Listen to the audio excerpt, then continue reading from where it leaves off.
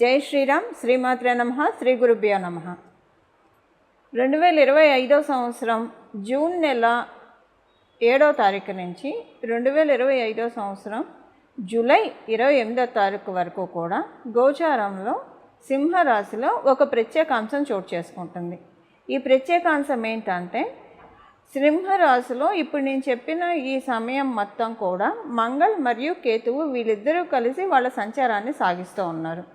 మంగళ్ కేతు సంచారము ద్వాదశ రాశుల వాళ్ళకి ఎలాంటి ఎఫెక్ట్ ఉంటుందో మనం చూద్దాము. అయితే అసలు ఏంటి స్పెషల్ సిగ్నిఫికెన్స్ ఏంటి, మంగళ్ మరియు కేతువుకి స్పెషల్ సిగ్నిఫికెన్స్ ఏంటి, అది కూడా సింహరాశిలో ఉన్నప్పుడు వాళ్ళ సిగ్నిఫికెన్స్ ఏంటో మనం చూద్దాం. మనకి పరాశర సంహిత చెప్పేది ఏంటంటే, కుజవత్ కేతు శనివత్ రాహు అని చెప్తుంది. అంటే మంగళ్ మరియు కేతు వీళ్ళిద్దరూ కలిసి బచక్రంలో 8వ స్థానమైన వృశ్చిక రాశిని వీళ్ళిద్దరూ కూడా షేర్ చేసుకుంటారు. అలాగే శని రాహువులు ఇద్దరూ కూడా కుంభరాశిని షేర్ చేసుకుంటారు. వీళ్ళిద్దరూ ఈ రాశిని పంచుకోవడం అంటే, ఒక జలతత్వ రాశిలో ఎప్పుడైనా సరే కేతు భగవానుడు జలతత్వ రాశిలో చాలా హ్యాపీగా ఉంటాడు, హ్యాపీ స్టేట్లో ఉంటాడు. ఎవరికైనా సరే జలతత్వ రాశిలో కేతు భగవానుడు ఉన్న, అండ్ ఎస్పెషల్లీ లగ్న చక్రంలో జలతత్వ రాశిలో ఉండి, అలాగే అంశ చక్రాలు అంటే నవాంశ చక్రం, ఇంకా రకరకాల దశాంశ, వీటిలో అన్ని చక్రాల్లో డివిజనల్ చార్ట్స్లో కనుక ఆయన జలతత్వ రాశిలో ఉంటే అసలు వాళ్ళకి చాలా బాగా ఉంటుంది. అంటే ప్రత్యేకించి ఉత్త నవాంశలో ఉన్న చాలు, ఎందుకంటే నవాంశ D1 చార్ట్కి ఫిల్టర్ కాబట్టి ఒక్క నవాంశ చార్ట్లో కూడా ఆయన జలతత్వ రాశిలో ఉండి చాలా బాగా ఉంటుంది. అలా జలతత్వ రాశిలో ఉండడానికి ఇష్టపడే కేతు భగవానుడు అగ్నితత్వ రాశి అయిన సింహరాశిలో ఆయన ఉన్నాడు. ఇప్పుడు మంగళకైతే అగ్నితత్వము ఓకే, జలతత్వము కూడా ఓకే, బట్ ఆయన అగ్నితత్వంలో ఇంకా బాగా ఉంటాడు జలతత్వం కంటే కూడా. బట్ వృశ్చిక రాశి ఆయన రాశే కాబట్టి అగ్నితత్వానికి కారణం ఏంటంటే, ఆయన మేషరాశి మరియు వృశ్చిక రాశి అధిపతి అవ్వడం వల్ల అగ్నితత్వ రాశి ఆయన మేషరాశిలో ఆయన ఇంకా బాగా ఉంటాడు. అంటే మనకి ఎవరికైనా జన్మకుండలిలో మంగళు వృశ్చిక రాశి కంటే ఎప్పుడైనా మేషరాశిలో ఉంటేనే ఎక్కువ యోగిస్తాడు. అంటే వృశ్చిక రాశిలో ఉన్న ఆయన ఇచ్చే రిజల్ట్స్ ఇస్తాడు, బట్ ఎక్కువగా మేషరాశిలో ఉంటే యోగిస్తాడు. సో ఇప్పుడు ఆయన అయితే కంఫర్టబుల్గానే ఉన్నాడు మంగళ్. మరి వీళ్ళిద్దరూ కూడా ఒకటే హౌస్ని స్టే చేసుకుంటారు. వృశ్చిక రాశి వీళ్ళిద్దరూ వృశ్చిక రాశి అధిపతులు అవుతూ వృశ్చిక రాశి నుంచి దశమ స్థానంలో సంచారం చేస్తూ ఉన్నారు మంగళ్ మరియు కేతు. వృశ్చిక రాశి నుంచి దశమ స్థానంలో కాలపురుషుడి కుండలిలోంచి పంచమ స్థానంలో, అంటే ఇక్కడ కేంద్ర కోణాలు అవుతున్నాయి. కాలపురుషుడు కుండలిలో నుంచి కోణస్థానం అవుతుంది.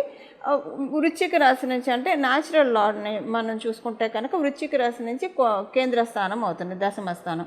ఇక్కడ ఇంకొక విషయం ఏంటంటే, కాలపురుషుడు కుండలిలో మేషరాశి ఈయన రాశి, అలాగే వృశ్చిక రాశి ఈయన రాశి. సో అంటే ఇక్కడ 10 and 5 యాక్సెస్ పడింది వీళ్ళిద్దరికి.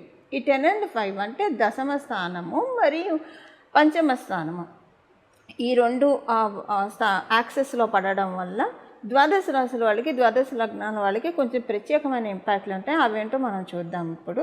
ఇవన్నీ చూడటానికి ముందుగా అసలు ఇన్నాళ్ళు కూడా మంగళ్ ఆయనకంటే నీచ స్థానంలో ఉన్నాడు, కర్కాటక రాశిలో ఉన్నాడు, నీచ స్థానంలో ఉన్నాడు. నీచ స్థానంలో ఉన్న కుజుడు కర్కాటక రాశిలో కొంతమందికి కొన్ని అనుకూలతలను ఇచ్చాడు, కొంతమందికి కొన్ని ప్రతికూలతలను ఇచ్చాడు. ప్రత్యేకించి అనుకూలతలను ఇచ్చినా కూడా కొంతమందికి బాగా ఉండి ఆ యాక్సెస్ కనుక బాగా ఉంటే, అంటే అక్కడ వాళ్ళకి జన్మజాతకంలో గురు భగవానుడు ఉన్న, అంటే కర్కాటక రాశిలో లేదా ఇంకా వేరే కాంబినేషన్లో కొన్ని అనుకూలమైన పరిస్థితులు వాళ్ళకి ఇచ్చినా కూడా కొంతమందికి, బట్ ప్రతికూల పరిస్థితులు అయితే ఖచ్చితంగా ప్రతి ఒక్కళ్ళు చూస్తారు. దీనికి ఎవరు అతిథులు కారు. మంగళ్ కర్కాటక రాశిలో ఉన్నప్పుడు దానికి అంటే గడిచిన కాలాన్ని చెప్పేది, గడిచిన 2-3 నెలలుగా ఒకటి యాక్సిడెంట్స్ అన్నా ఉండొచ్చు. అందరికీ కలిపి చెప్తున్నాను నేను, ఈ రాశి ఆ రాశి అని కాదు. ఒకటి యాక్సిడెంట్స్ అన్నా అవ్వడానికి ఛాన్స్ ఉంటుంది.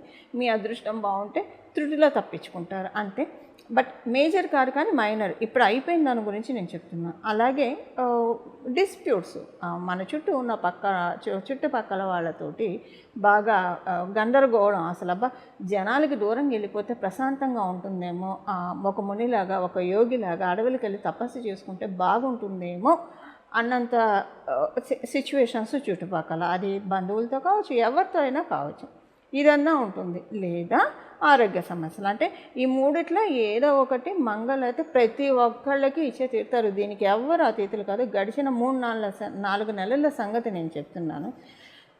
అది ఎందుకంటే ఆయన నీచంలో ఉన్నప్పుడు ఎప్పుడైనా సరే మంగళ కొంచెం ఇలాంటి ఇంపాక్ట్స్ ఇస్తూ ఉంటాడు. అందులో అక్కడ మిగతా ప్లానెటరీ కాంబినేషన్స్ కూడా దానికి తోడయ్యాయి. ఇప్పుడు మనకి బచక్రంలో కాలపురుషుడు కుండలిలో సింహరాశిలో ఉన్న మంగళ్ మరియు కేతు ద్వాదశ రాశుల వాళ్ళకి, ద్వాదశ లగ్నాల వాళ్ళకి ఎలాంటి ఫలితాలు ఇస్తారో మనం విడివిడిగా ప్రతి రాశి వాళ్ళకి తెలుసుకుందాము. ఇది ఒక మంచి కాంబినేషన్ అండి. ఈ కాంబినేషన్ని కనుక మనం చక్కగా యూటిలైజ్ చేసుకుంటే చాలా మంచి రిజల్ట్స్ ఉంటాయి. అంటే దీనికి తగ్గ మనల్ని యాక్టివేట్ చేసుకోవడానికి, ఇది మన జన్మ కుండలిలో ఇలాంటి కాంబో ఉన్నా లేకపోయినా మనం దీన్ని యాక్టివేట్ చేసుకోవడానికి ఒక చిన్న పరిహారం తెలుసుకుందాము. అలాగే అసలు వీళ్ళిద్దరు సింహరాశిలో కలిసి ఉండడం వల్ల ద్వాదశ రాశుల వాళ్ళకి, అలాగే ద్వాదశ లగ్నాల వాళ్ళకి ఎలాంటి అనుకూలతలు ఉన్నాయి, అసలు ఎలాంటి ఫలితాలు ఉన్నాయో ఇప్పుడు మనం చూద్దాం. ఆధ్యాత్మిక మార్గంలో అలాగే సాధనలో పట్టు పెంచుకోవాలనుకున్న వాళ్ళు, ఆధ్యాత్మిక మార్గంలో ఇంకా ముందుకి స్టెప్స్ వేయాలనుకున్న వాళ్ళకి సింహరాశిలో జరిగే మంగళ కేతు సంచారం చాలా మంచిది. ఎందుకంటే సూర్యనారాయణమూర్తి అన్ని విద్యలకి అధిదేవత, మనందరికీ తెలిసిన సంగతే. హనుమంతుడు కూడా సూర్యుడి దగ్గర నుంచే విద్యను ఉపాసించాడు. అందుకే మనం హనుమాన్ చాలీసాలో ఒకటి వస్తుంది, హనుమాన్ చాలీసాలో ఒక లైన్ వస్తుంది, శ్లోకాల్లో ఒక లైన్. అదేంటంటే అష్టసిద్ధి నవనిధికే దాత అసవరదీన జానకి మాత అని చెప్పి మనం చదువుతాం హనుమాన్ చాలీసాలో. అష్టసిద్ధులు అంటే అంతా కూడా ఆయన సూర్యనారాయణమూర్తి నుంచి గ్రహించిన విద్యే కదా.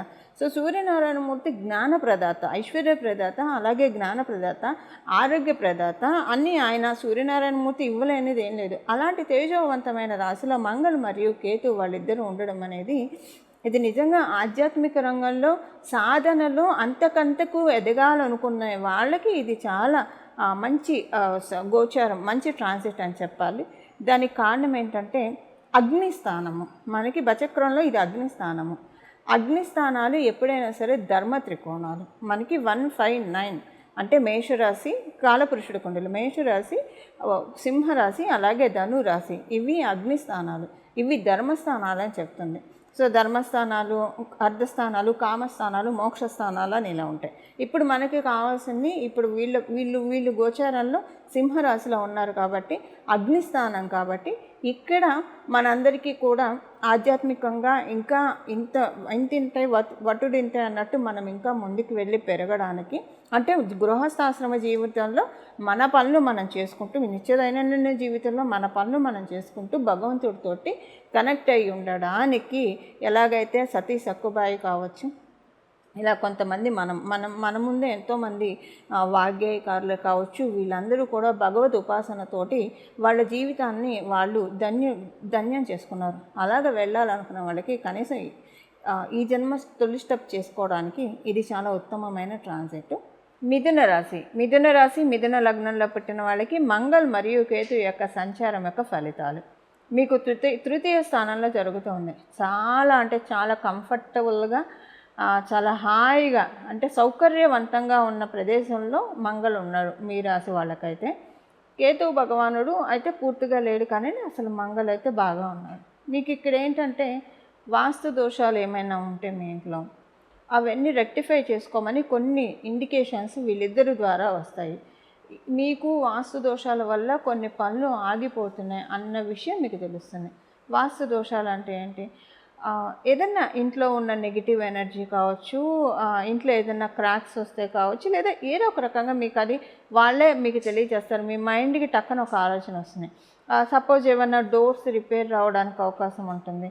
ఆ డోర్ ఏదైనా విరిగిపోవచ్చు, అంటే విరిగిపోవడం అంటే స్వల్పంగా బ్రేక్ అవ్వచ్చు. ఇలాంటివి ఏవైనా సరే, ఒకటి మీరు ఉన్న ఇంటిలో వాస్తు అన్నా కరెక్ట్ చేసుకోవడం, లేదంటే వేరే చోటికి మారడానికి, ఈ రెండిటికి వీళ్ళు అవకాశాన్ని ఇస్తున్నాడు. భూమికి కారకుడు మంగళ కాబట్టి ఆయన తృతీయ స్థానంలో ఉంటూ కేతువుతో కలిసి మీకు చేసే పని ఏంటంటే మీకు ఒక ఇండికేషన్స్ ఇస్తూ ఉంటారు.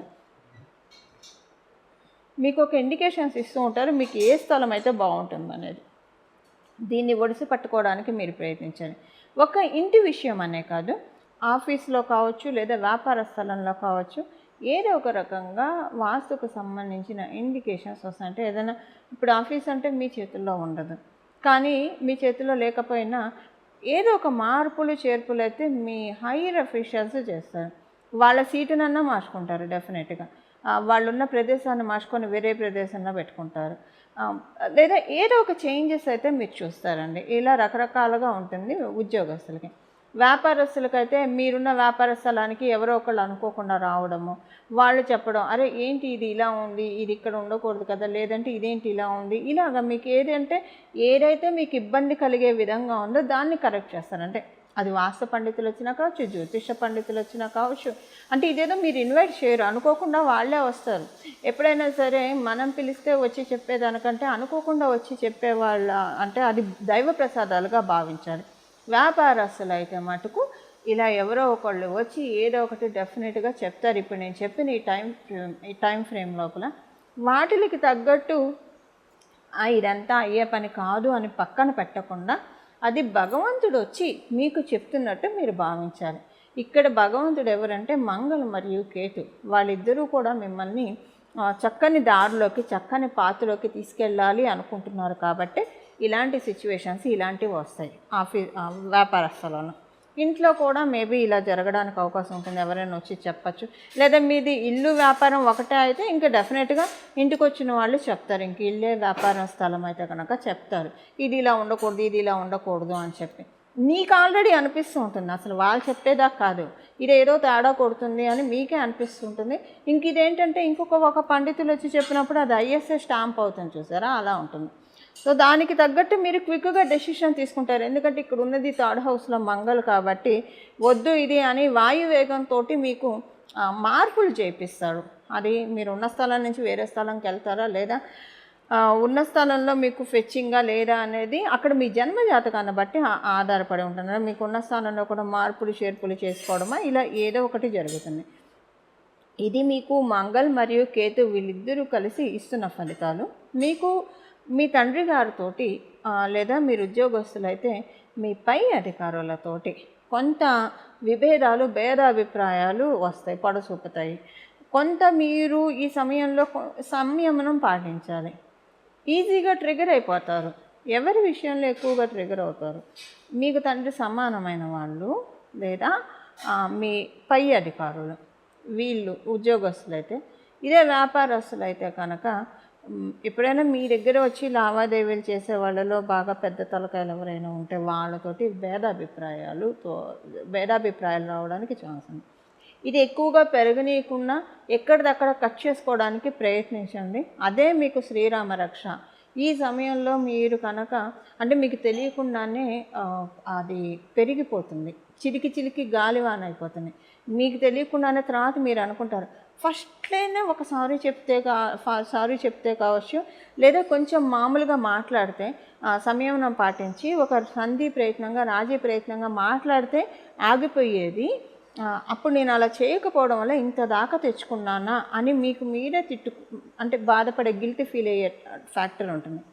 ఈ గవర్నమెంట్కి సంబంధించిన వాళ్ళతోటి కావచ్చు, గవర్నమెంట్ అధికారులతోటి కావచ్చు, లేదా తండ్రి సమానమైన వాళ్ళతో కావచ్చు, లేదా ఇప్పుడు నేను చెప్పినట్టు మీరు ఉద్యోగస్తులు అయితే మీ పై అధికారులు, వ్యాపారస్తులు అయితే మీరు ఇప్పుడు లావాదేవీలు చేసే వాళ్ళలో పెద్ద తలకాయలు ఉంటారు కదా, వాళ్ళతోటి ఇలాంటి సిచ్యువేషన్స్ వస్తే కొంచెం జాగ్రత్తగా డీల్ చేయండి. ఇప్పుడు అంటే మనకి 3 కోతులు ఉంటాయి కదా, చెవులు, కళ్ళు, ముక్కు మూసుకున్నారు. ఇప్పుడు నేను చెప్పిన ఈ ట్రాన్సిట్లో నేను చెప్పిన ఈ పర్టికులర్ వ్యక్తులు ఏమన్నా మీరు ట్రిగర్ అవ్వకండి. ఎందుకంటే అది ఎందుకు ఆ టైంకి మీకు బాగా ట్రిగర్. అంతకుముందు అంతకన్నా పెద్ద మాటలే చూసి వచ్చిన, అంటే ఇప్పటివరకు జీవితంలో ఎన్నో చూసి కానీ ఒక స్థాయికి రారు కదా. సో అవన్నీ లక్ష్య పెట్టకుండా వచ్చిన వాళ్ళు కూడా అదేదో సామెత చెప్తారు కదా, సప్త సముద్రాలు ఇది అన్నట్టు ఇప్పుడు మీకు అలా ఉంది. సో మీకు తెలియకుండానే మీ సహనాన్ని కోల్పోతారు. థర్డ్ హౌస్ మంగళ సహనాన్ని అస్సలు ఇవ్వడు. అందువల్ల అందులో కేతు భగవానుడు కూడా దానికి ఏమి సపోర్ట్ చేయట్లా సహనానికి. అందువల్ల మీకు తెలియకుండానే సహనం కోల్పోతారు. నేను చెప్పిన ఈ పర్టికులర్ వ్యక్తులు గవర్నమెంట్కి సంబంధించిన వాళ్ళతో కావచ్చు, తండ్రి సమానమైన వారితో కావచ్చు, లేదా పెద్ద తలకాయలతో కావచ్చు, లేదా ఉద్యోగస్తులైతే బాసెస్తో కాబట్టి కొంచెం జాగ్రత్తగా ఉండాలి. లేకపోతే అది చాలా పెద్ద ఇష్యూస్ అవుతాయి. అది ఏంటి అనేది మళ్ళీ మీ జన్మ జాతకాన్ని బట్టి ఆధారపడి ఉంటుంది. ఇవి మిథున రాశి అంటే ఇప్పుడు ఏమంటారు, అడుసు తొక్కనేలా కాలు కడగనేలా అన్న చందన, అలా కాకుండా ముందే మన జాగ్రత్తలో మనం ఉంటే ఇలాంటి ఇబ్బందులు రాకుండా ఉంటాయి. కాబట్టి ఇది ఏంటంటే మీకు చెప్తున్నారు వాళ్ళంతా, మంగళ మరియు కేతు చెప్తున్నారు వీటిలో జాగ్రత్తగా ఉండు. ఇప్పుడు మీరు కొంత ఎంత తగ్గగలిగితే అంత తగ్గి ఉంటే మీకు ఆ తర్వాత బ్యూటిఫుల్గా ఉంటుంది, చాలా మంచి, అసలు వాళ్ళతోటే మీకు మంచి లాభాలు కూడా వస్తాయి. అంటే వాళ్ళే ఏదైనా మంచి ఆపర్చునిటీస్ కూడా మీకు ఇచ్చే అవకాశం ఉంటుంది. తండ్రి గారు అయితే ఆశీస్సులు ఉంటాయి, అది వేరే సంగతి. ఇలా మిథున రాశి మిథున లగ్నంలో పుట్టిన వాళ్ళకి మంగళ మరియు కేతు సంచార ఫలితాలు ఇలా ఉన్నాయి. ఇప్పుడు పరిహారం మనం చూద్దాము. సింహరాశిలో ఉన్న మంగళ మరియు కేతు అందరికీ అనుకూలమైన పరిస్థితులను ఇవ్వడానికి, అంటే అనుకూలమైన అంటే మన జన్మజాతకంలో ఈ యోగం ఉన్నా లేకపోయినా ఉన్న వాళ్ళకైతే ఇంకా బాగా ఉంటుంది. ఎస్పెషల్లీ సింహరాశిలోనే ఉంటే ఇంకా బాగా ఉంటుంది, లేదా ఏ రాశుల్లో అయినా సరే మంగళ కేతు కంజంక్షన్ ఉంటే కనుక మీ జన్మజాతకంలో అది అంటే అన్ని రాసుల్లో ఇది పూర్తిగా యోగదాయకం అని కూడా చెప్పలేము. అన్ని రాసుల వాళ్ళకి ఇది యోగదాయకం కాదు. ఇప్పుడు మకర కుంభ రాసుల వాళ్ళకి ఇలా మంగళకేతు కంజంక్షన్ అసలు యోగదాయకం కాదు. కొన్ని రాసుల వాళ్ళకి ఇది చాలా యోగదాయకాన్ని ఫలితాలను కూడా ఇస్తుంది. బట్ ఇప్పుడు మనకి అందరికీ కూడా ఇది యోగవంతమైన ఫలితాన్ని మనందరికీ ప్రసాదిస్తుంది. ఇది యోగవంతమైన ఫలితాన్ని ప్రసాదించడానికి ఏం పరిహారం చేసుకోవాలో ఇప్పుడు మనం చూద్దాం. దీనికల్లా కూడా బుధవారము మరియు ఆదివారము మంగళవారము, అంటే మంగళవారము ఆదివారము బుధవారం ఈ 3 రోజుల్లో కూడా వినాయక స్వామివారి ఆలయానికి వెళ్ళడము, అంటే మీ దగ్గర వినాయక స్వామివారి మందిరం అంటే వినాయక స్వామివారి ఆలయానికి వెళ్ళడము, లేదా మందిరానికి మీకు వెళ్ళడానికి అవకాశం లేకపోతే ఆ రోజు గణపతికి చలిబిడి ఉండ్రాళ్ళు లేదా రవ్వ ఉండ్రాళ్ళు నైవేద్యం పెట్టడం, మోదికలు ఏవైనా నైవేద్యం పెట్టడం, లేదా ఒక బెల్లం ముక్క ఆయనకి నైవేద్యం పెట్టి ఈ 3 రోజుల్లో పెట్టిన బెల్లం ముక్క మీరే తినడానికి ప్రయత్నించండి. మీ కుటుంబ సభ్యులకి పెట్టి మీరు తినడానికి ప్రయత్నించండి. అంటే డైరెక్ట్గా తీసుకోండి. సహజంగా ఏం చేస్తామంటే భగవంతుడికి పెట్టిన బెల్లం ముక్క చారుకో లేదంటే మనం సాంబార్కో వీటిల్లో వాడతాం, లేదా మనం పులిహార చేసుకున్నప్పుడు ఇలా వాడుతూ ఉంటాం. కొన్ని చింతపండు పులుసు పెట్టి చేసే కూరల్లో కూడా వాడుతూ ఉంటాం. అలా కాకుండా ఈ గుడోపహారాన్ని భగవంతుడు మనకిచ్చిన ప్రసాదంలాగా భావించి ఇంట్లో ప్రతి ఒక్కళ్ళు తినాలి. ఇప్పుడు నేను చెప్పిన టైం పీరియడ్ వరకు ఎప్పుడు కూడా ఇలా చేస్తే మంచిది. గణపతికి బెల్లం ముక్క చాలా ఇష్టము. లేదా మీరు రవ్వ ఉండ్రాలు చలివిడి ఉండ్రాలు ఏం పెట్టినా పర్లేదు. ఈ పర్టికులర్ రోజు చేసినా పర్లేదు, ఈ ట్రాన్సిట్ పీరియడ్ రోజు చేసినా పర్లేదు. బట్ ఈ పర్టికులర్ పీరియడ్లో అంటే రోజు చేసేప్పుడు ఎలా ఉంటుందంటే అది వేరే వాటికి వాడేస్తాం బెల్లం ముక్క. అలా కాకుండా మనం స్వీకరించాలి భక్తితో. ఆదివారం పూట, బుధవారం పూట, మంగళవారం ఈ 3 రోజుల్లో భగవంతుడికి సమర్పించిన నైవేద్యాన్ని మనం తినాలి. వినాయకుడికి సమర్పించిన నైవేద్యాన్ని, అలాగే స్వామివారికి సంబంధించిన అథర్వశీర్షం వినడానికే ప్రయత్నించండి. చదవడం వచ్చిన వాళ్ళు చదవచ్చు. దాంతోపాటు స్వామివారికి సంబంధించిన స్తోత్రాలు, సహస్రనామ స్తోత్రం కావచ్చు, సంకటనాశ గణేశ స్తోత్రం కావచ్చు, ఏదైనా సరే మీకు వీలు ఏదైతే కుదిరిందో అది చేయండి. లేదు ఇవన్నీ మీకు కుదరకపోతే గజాననాయ నమః, గజాననాయ నమః, గజాననాయ నమః ఈ నామాన్ని జపించడానికి ప్రయత్నించండి. ఈ నామ జపం కాబట్టి మీరు ఎప్పుడైనా చేసుకోవచ్చు. అంటే ముందు బీజాక్షరాలు చేరిస్తే అది మంత్రం అవుతుంది, బీజాక్షరాలు లేకపోతే నామం అవుతుంది. నామ జపానికి ఎప్పుడు తప్పు ఉండదు. మీరు ఫుల్ ట్రాన్సిట్ మీరు అంటే ఏదైనా పని చేస్తున్నప్పుడు చక్కగా మైండ్ ఖాళీగా ఉంటుంది కాబట్టి మీ పని మీరు చేస్తూ మైండ్ని గజాననాయ నమః, గజాననాయ నమః, గజాననాయ నమః అనుకుంటూ మీ పని మీరు చేసుకుంటూ ఉంటే కనుక చాలా చక్కటి సత్ఫలితాన్ని మంగళ మరియు కేతు సూర్యస్థానమైన సింహరాశిలో వాళ్ళిద్దరూ కలిసి ప్రసాదిస్తారు. ఇవి అందులో సూర్యస్థానం అంటేనే మనకు తెలుసు, సూర్యుడు అంటేనే వెలుగు. మనకి నవగ్రహ దేవతల్లో కింగ్ అంటే సూర్యుడు అనే మనం చెప్తాం, క్వీన్ అంటే మూన్ అని చెప్తాం. సో ఇలాంటి సూర్యరాశిలో ఉన్న మంగళ మరియు కేతు మనందరి జీవితంలో కూడా చక్కటి బ్లెస్సింగ్స్ ఇవ్వాలని చెప్పి స్పిరిచువల్గా ఎదగాలనుకున్న వాళ్ళు, ఆధ్యాత్మిక మార్గంలో బాగా ఇంకా ఇంక్లైన్ అవ్వాలనుకున్న వాళ్ళు, సాధనలో పట్టు ఇంకా సాధించుకోవాలనుకున్న వాళ్ళకి ప్రత్యేకించి ఈ ట్రాన్సిట్ అతి ఉత్తమమైన ట్రాన్సిట్. మంగళం. నమో భగవతే వాసుదేవాయ.